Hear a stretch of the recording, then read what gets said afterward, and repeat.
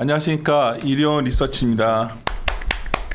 한 화요일 날 오후에 갑자기 병원 갔다가 그때부터 휴가 내고서 오늘 화요일이니까 일주일 만에 왔더니 좀 낯서네요, 여기다가. 근데 집에 있으면서도 어디 나가지도 못하니까 그냥 뭐 증권 그리고 허리가 아파 좀 누워 있는 경우가 많았는데, 그러다가 날렸더라고, 한 목요일 금요일 날. 네. 근데 내가 놀라웠던 게 일단 남의원한테 고마운 게 트렌드 포스 얘기가 뭐 새로운 얘기가 아니었잖아, 이게. 그렇죠. 그러니까 이미 그리고 아시는 분들은 뭐 미리 내용들을 왜 알고 이제 계셨죠. 와서들 네. 그러니까 우리가 한 계속 얘기하던 얘기였고, 네. 뭐 이게 잘했다가 아니라, 그다음에 중국 대만 쪽 여러 가지 문제들도 계속 반복해서 강조해 왔는데 다들 왜 그때 아무도 관심이 없다가 이번에 외국계에서 한마디 했는데 관심을 가진 건가요? 외국인은 계속 팔았잖아요, 사실 그때부터. 네, 근데 이제 뭐 외국계에서 이제 그 다운그레이드의 리포트가 나온 다음부터 매도세가 더 이제 커졌죠. 네. 계속 팔아왔는데 사실 이게 새로운 얘기는 아니, 한 두 달, 세 달 된 것 같은데. 네, 그쵸. 뭐 저희가 이닛을 6월 1일 날 6월서부터였으니까 네, 그때부터 계속 이제 한 개월 정도 됐는데. 조심하자 이런 톤으로 말씀을 드렸던 것 같아요. 그래요. 그래서 그가 있었던 내용이고 최근 업데이트된 내용 갖고 잠깐 얘기하고, 이후에 또 시장에서 또 오늘부터 이제 뭐 여러 가지 뭐 미국에 이제 가서 투자하고 나면 좋아지는 거 아니냐 뭐 이런 얘기 하는데, 또 이게 간단치 않잖아요. 네. 좋은 얘기 하기가 참 쉽지 않은 상황이어서 반도체 일단 얘기 좀 들어볼게요. 예. 네, 그 지난주에 반도체 업종 그 주가가 하락폭이 좀 심했습니다. 그래서 이유가 뭔지 좀 분석을 해봐야 될 것 같고요. 그래서 어떻게 대응을 할 거냐가 중요한데, 일단은 이제 첫 번째 단락에 나와 있는 내용이에요. 일단 중국의 스마트폰 출하량은 6월에도 개선이 됐고 7월에도 2개월 연속 증가세를 나타냈습니다. 요 그림이죠. 예. 네. 그래서 이제 이게 이제 스마트폰이 개선이 되나 보다라고 이제 안심을 하실 수도 있는데, 이제 대만의 7월 달 주요 업체들의 실적들이 약간의 엇갈리는 흐름들이 있으나 그 중에 제일 이제 중요한 업체들의 실적들을 살펴보자 이거죠. 그래서 이제 미디어텍 같은 경우가 팹리스 군에 포함이 되어 있는데 7월 달 실적이 전월 대비 15% 하락을 했습니다. 이제 매출액이죠.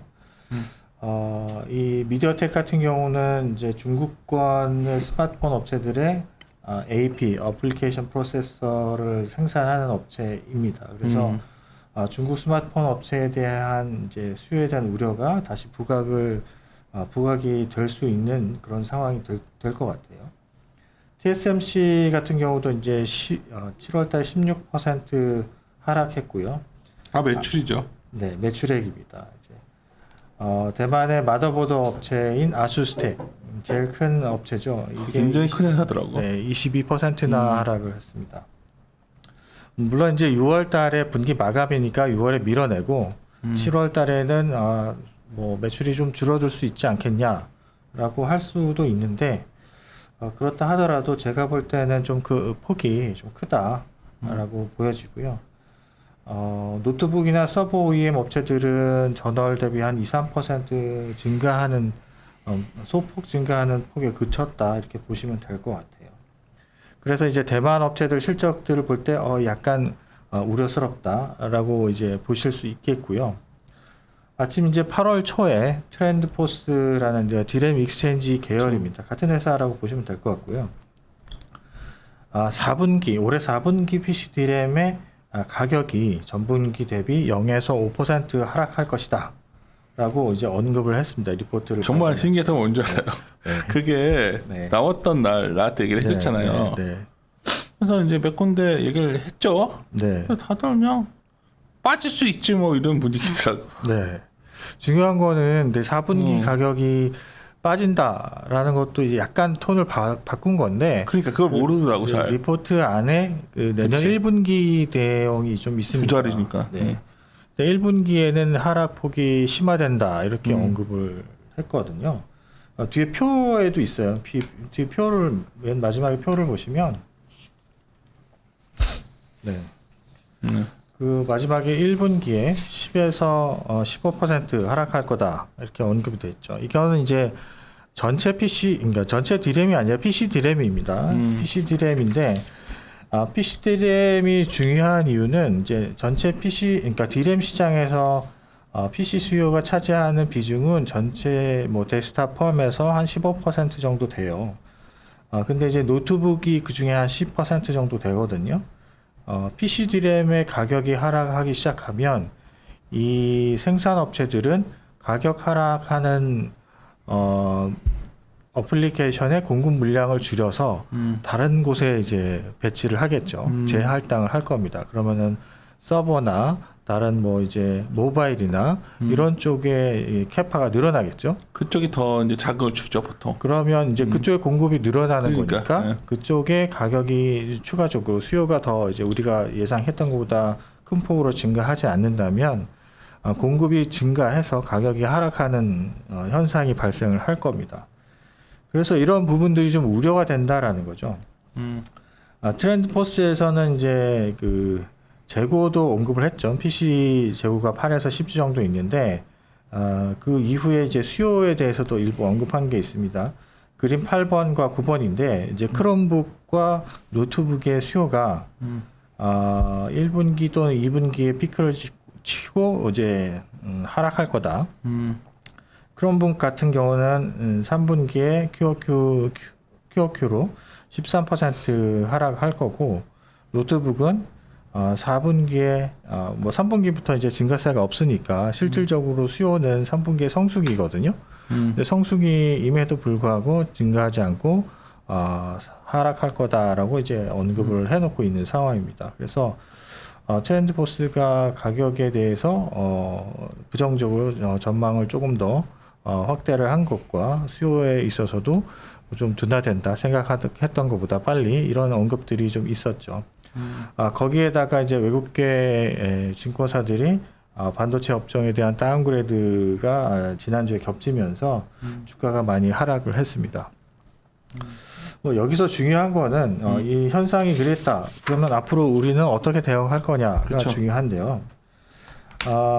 저희는 이제 지난 삼성전자 실적 발표, 하이닉스 실적 발표를 통해서 공급량이 우리가 생각했던 것보다 많이 증가하고 있다.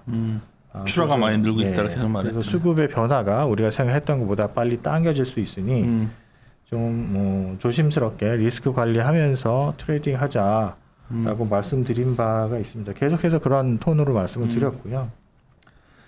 가격 하락에 대해서 주가가 반영하기 시작한 건 이제 지난주가 본격적이었던 것 같습니다. 그래서 통상적으로 가격이 하락을 하게 되면 6개월 이상 하락을 합니다.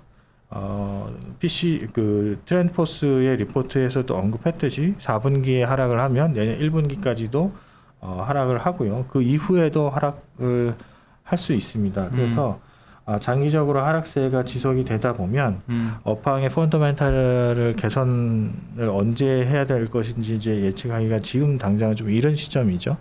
그래서 주가가 하락했다고 공격적으로 또 매수를 하시는 것보다 트레이딩을 하시되 좀 적절한 리스크 관리를 하시면서 트레이딩을 하시는 게 좋겠다 이렇게 말씀을 드리고 뭐 있습니다. 쉽게 이제 뭐 10만 전자, 20만 하이닉스 이 얘기는 쉽진 않을 것 같은데 네, 문제는 이런 거죠. 삼성 주가가 이제 하락이 급해지니까 이제 우리는 당연히 이건 시크릿컬적인 요소가 강하니까 PBR로 보는데 네, 어떤 분 PER로 보는 사람들은 되게 싸다 얘기를 한단 말이에요. 네, 근데 그거는 지금 이익이 추정이 뭔가 좀 과대 계산될 가능성이 높은 거죠. 네, 그 양사 모두 이제 반도체 업종을 보면은 내년에 실적 전망이 되게 불리시하게 돼 있는 경우가 삼성이 있습니다. 거의 컨선 70조 가까이 되나요? 네. 근데 저희는 50조 중반 정도 50조 중반 보고 있으니까 우리는 있거든요. 지금. 예. 예. 그래서 2022년에 대한 어닝 추정치들의 편차가 너무나도 큽니다. 그래서 어떤 분들은 되게 불리시하게 보시는 분들은 뭐 70조 이상 이렇게 보시는 분들도 있고요. 저 같은 경우는 약간 좀 보수적으로 보는 스탠스고요. 그래서 이제 편차가 너무 크다 보니까 내년도에 대한 이익 전망치를 확신하기는 조금 이제 아직 좀 이른 시점인 것 같고요. 하반기 한 4분기 정도 돼서 내년 전망이 될 때쯤 아마 2022년에 대한 어닝 추정치들의 컨센서스가 좀 한 곳으로 좀 모이지 않겠냐 이렇게 저는 보고 있어요. 두 번째는 PBR인데 이제 주가가 이제 급락을 하니까 분명히 한번 트레이딩으로 한번 할 수 있는 시점은 다가오는데 네. 그랬을 때 PBR로 보잖아요. 네네. 근데 아침에 발표하신 것 중에 PBR 밴드 중과값이 삼성전자가 75,000원, 하이닉스가 125,000원인데 네. 하이닉스는 이미 중과가 깼다면 네. 하단 간다는 얘기잖아요. PBR 하단 갈 수도 있다는 얘기죠. 갈 수도 있죠. 하단이 8만 원 정도고 네. 하이닉스는 하단 가면 한 5만 5천 원 정도란 말이에요. 삼성전자. 네, 삼성전자, 하이닉스, 네. 삼성전자가 네. 5만 5천. 그러니까 네. 이거 오해 마세요. 그렇게 빠진다 얘기하는 게 아니라 네. 보통 그런 식으로 밸류에이션을 하잖아 우리가. 네. 그냥 과거에 밴드 하단은 밸류에이션 보면 삼성전자는 5만 5천 원 정도, 하이닉스는 8만 원 정도. 하이닉스가 좀 트레이딩하기엔 가까운 거에 다가서는 거네요. 그렇죠. 네. 하락폭이 이제 고점 대비 하락폭을 계산해 보면 삼성전자는 한 20% 초반, 22% 정도 하락을 했고요. 하이닉스는 46% 정도 하락을 했습니다. 그래서 하락폭 자체가 하이닉스가 크기 때문에 단기적으로 이제 트레이딩을 할 때는 하이닉스가 좀 더 나아 보이실 수도 있어요. 근데 이제 저희가 6월 초에 인덱스 발간을 할 때 분명히 모멘텀은 하이닉스가 좋아 보이지만 삼성전자를 반도체 업종의 탑픽으로 제시하는 이유는 업종의 변곡점 또는 이제 변동성이 심해질 수 있으니 안정적인 그치. 주식이 삼성전자이니 삼성전자로 대응하시는 게 좋겠다라고 언급을 드린 바가 있습니다. 그래서 장기적으로 투자를 하시는 분들은 꼭 반도체를 사셔야 되겠다라고 생각하시는 분들은 삼성전자가 조금 더 나으실 것 같고요. 단기적으로 트레이딩을 해서 나는 마진 그러니까 수익률 캐피탈 폭을 게인을 높게 먹겠다. 잡지 않는다라고 하시면 하이닉스를 트레이딩 하실 수도 있을 것 같아요. 근데 문제는 이제 이런 거죠. 이제 또 오늘 어제부터 이제 계속 얘기를 하시는 게 뭐 이제 JY가 이제 나왔으니까 네. 삼성전자가 이제 해외 투자를 많이 늘릴 거고 네. M&A도 할 수 있고 뭐 이렇게 하면 회사가 이제 투자를 많이 해가지고 뭔가 더 좋아지는 사이클에 들어가는 거 아니냐. 근데 이제 과거에 이런 내 기억에는 이런 투자 사이클 들어갔을 때 의외로 실적들은 상당 기간 헤매지 않았나요? 네. 이게 이제 반도체 업종들 같은 경우는 장치 산업이라 그래서 투자금이 그러니까. 들어가면 거액의 투자를 어마어마하잖아요. 하게 되죠. 예. 예, 그게 투자가 시작이 되면 그 당장 그 해에는 크게 문제가 되지 않지만 그 다음 해부터 공급이 증가하는 영향으로 이제 작용을 하고요. 더불어서 공급이 증가하면 가격이 하락할 수도 있는 뭐 매년 그런 건 아니지만 그런 이제 우려가 좀 발생을 하게 되겠고 거기다가 이제 그 투자금이 는다는 거는 감가상각 비용이 증가하기 때문에 비용 구조가 악화된다라고 보시면 될 것 같아요. 오늘 RI 개선도 나오지만 네. 사실 이런 것들을 내가 굉장히 당혹스러운 게 어제 제가 아프니까 우리 처남 부부가 놀러 왔어요. 궁금해서 그랬더니 이제 뭐 머쓱하다 얘기하다가 이제 정말 주변에 삼성전자 사신 분들이 많더라고. 네. 그래서 나한테 저형 그래서 왜 했더니 뭐 누구 우리 친척 그 처가 측에 누굴 얘기하면서 뭐 돈만 있으면 있는 대로 삼성전자를 다 사고 있다. 그래서 하는 얘기가 이번에 이제 제어가 풀려나면 그런 모임들이 있나 봐요. 삼성전자 모임들에서 네. 그 얘기를 한다고 얘기를 하는 거예요. 그래서 이제 투자 나오기 시작하면 이제 시장이 폭발적으로 반응할 거다. 근데 내가 이제 그건 사이클 안 본 얘긴데 했더니 이제 되게 당황해 하더라고. 네. 내가 우리 처남이 투자한 것 같기도 하고. 네. 근데 이게 뭐냐면 우리가 이제 저번에 반도체 가격이 10% 빠지는 거 갖고 왜 난리냐. 네. 겨우 노트북 비중 10%밖에 안 되는데 전체 그 얘기도 하고. 네. 근데 우리는 봤잖아요. 그게 네. 어떤 영향을 주는지를. 네. 그러니까 의외로 그런 거에 디테일한 게 그거 많이들 얘기하시는 게 삼성전자 무슨 반도체 기업이냐. 이제는 다른 기업이다. 네. 근데 이게 절대적인 건 반도체잖아요, 지금. 그렇죠. 예.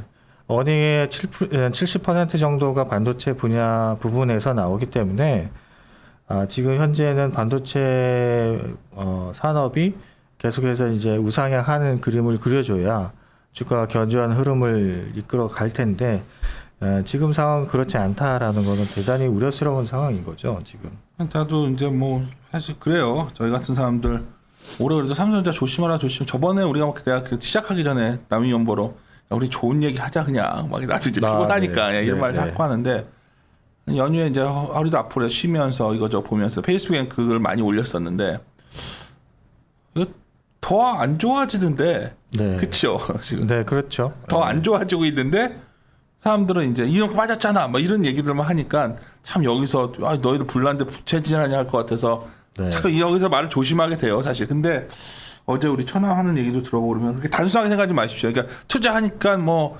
어떤 투자가 돼야 되냐, 그 제가 ROE 저번에 했던 말 때문에 네. 오해하실 것 같아서 현금이 많으니까 그걸 그러니까 이런 건 좋을 것 같아요. 자사주를 사서 매입 소각해버리면. 네, 그런 건 좋죠. 그건 좋아요. 네. 그리고 미국의 어떤 첨단 기업을 M&A 해가지고 엄청나게 밸류를 줄 수 있는 기업을 샀다, 싸게. 네. 그것도 좋은 거죠. 그것도 엄청나게 좋은 거죠. 그거 네. 두 개는 좋은 뉴스고, 네. 나머지 뭐 원래 예정돼 있던 미국의 무슨 공장 증설하고 뭐 이런 거는, 야, 이거는 코스트 이슈거든요. 이게 다른 거잖아, 지금. 뭐 다르게 다 약간, 네, 뭐 다르게 보실 수도 있는데요. 이제 만약에 제가 비메모리 공장을 이제 미국에다 투자하기로 저희 뭐 이제 언론에 다 네. 노출이 돼 있으니까 만약에 투자한다라고 했을 때 고객들이 어느 정도 확보되어 있다라는 내용이 같이 언급이 된다면 뭐 나쁘게 좋은 거. 볼 이유는 없는 것 같고요. 고객이 확보돼서 하는 거야. SDI 같은 경우에는 고객이 확보돼서 하는 거 네, 같아요. 그렇죠. 그렇지 않은 경우에는 조금 이제 불확실성 요인으로 이제 보고 있겠죠. 많이 빠졌죠, 이 정도면. 네, 뭐 주가는 많이 빠졌는데 업황이 이제 개선이 된다는 전망들이 나올 때쯤 주가가 반등할 거니까 그 전까지 몇 개월 걸릴 것 같죠.